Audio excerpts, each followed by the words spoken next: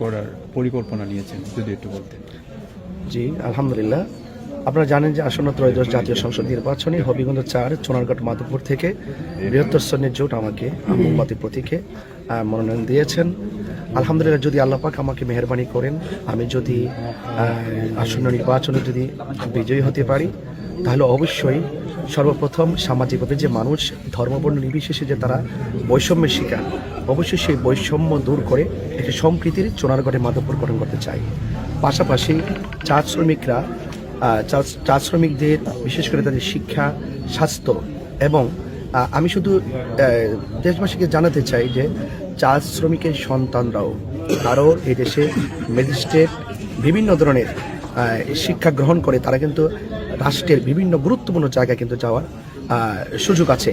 কিন্তু আমরা দেখেছি বরাবরের মতোই চা শ্রমিকদের প্রতি যে বৈষম্য করা হচ্ছে এবং তাদের যে ন্যায্য অধিকার যেভাবে তারা সুবিধা বঞ্চিত হচ্ছে, সেই সুবিধা বঞ্চিত চা শ্রমিকদের পাশে ইনশাল্লাহ আমি দাঁড়িয়ে তাদের শিক্ষা, স্বাস্থ্য এবং যাবতীয় সমস্যার কথাগুলো ইনশাল্লাহ সংসদে তাদের হয়ে তুলে ধরব ইনশাল্লাহ। আর পাশাপাশি আমি বাংলাদেশের বিশেষ করে চুনারঘাট এবং মাধবপুরের যে আমাদের বিভিন্ন প্রত্যন্ত এলাকা সহকারে যে উন্নয়নগুলো রয়েছে, সেই উন্নয়নগুলোকে বাস্তবে আশ্বাসে নয়, আমার আশ্বাসটাকে বিশ্বাসে পরিণত করে প্রত্যেকটি মেহনতি মানুষ সবাই যেন ধর্মবর্ণ দলমত নির্বিশেষে সম্প্রীতির মাধ্যমে সহাবস্থানে বসবাস করতে পারে, সেই বিষয়গুলো আমি আমনের চেষ্টা করে যাবো ইনশাআল্লাহ। একটা বিষয় আমি একটু জানতে চাচ্ছি যে আপনি আসলে জয়ের আশা কতটুকু করতে পারেন? আলহামদুলিল্লাহ, আসলে জয় পরাজয় তো উপরওয়ালার পক্ষ থেকে নির্ধারিত হয়।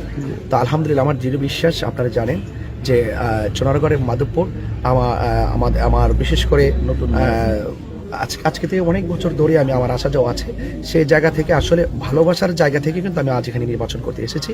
সে আমি মনে করি ভালোবাসার মানুষগুলো যদি আমার পাশাপাশি থাকে, তাহলে ইনশাল্লাহ আল্লাহ পাকের অশেষ মেহেরবানি হলে ইনশাল্লাহ বিজয় ইনশাল্লাহ আমরা অর্জন করতে পারবো।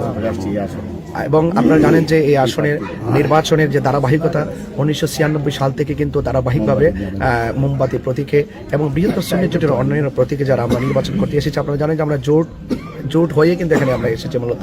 তো আসলে জোট শব্দটি অনেক শক্তিশালী। আমি মনে করি সকলের সবান্ধবে সবার অংশগ্রহণমূলক নির্বাচনের মাধ্যমে ইনশাল্লাহ আমরা বিজয়ী হতে পারবো ইনশাল্লাহ।